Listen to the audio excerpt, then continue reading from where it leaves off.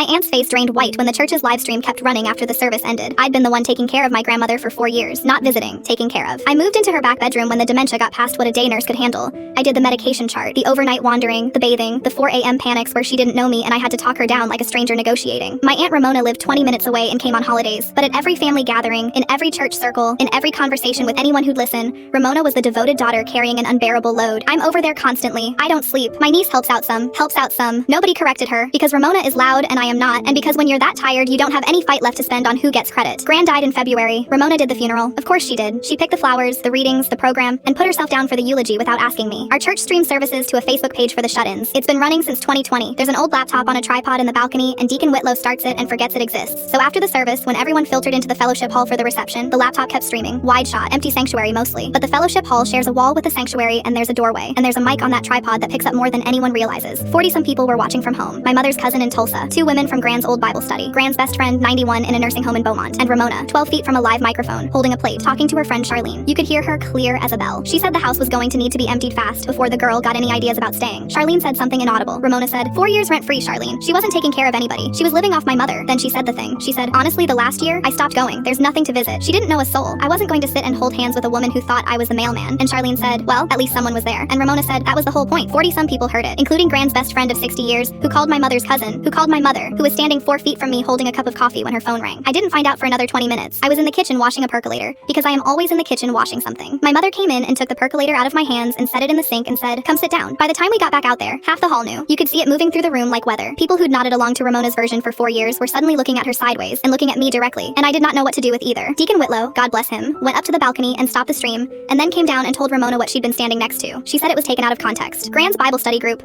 5 women, average age 82, walked over to me as a unit. The one in front, Miss Eileen, took both my hands.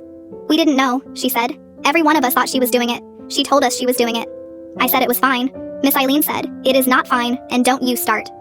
Here's the part I didn't expect. Gran had left the house to Ramona and a small account to me. That was written before the diagnosis, and I'd never contested it and wasn't going to. 3 weeks later, Ramona's own daughter, my cousin Deshandra, who'd been in Ramona's corner her whole life, drove down from Little Rock, sat at my kitchen table and said, I listened to the recording 11 times. Then she said, she's selling the house. I want you to have half. I said no. Deshandra said, I'm not asking. She spent 2 months on it. Turned out Gran had signed something in 2019, before things got bad, that Ramona had never mentioned to anyone. It didn't hold up cleanly, but it held up enough that Ramona's lawyer told her to settle, and she did, furiously, and we have not spoken since. I bought a small place with a real bedroom and a bathtub I can lie down in. Miss Eileen calls me every Sunday afternoon. She's 84. She asks how I'm sleeping. 4 years, and she's the first person who ever asked.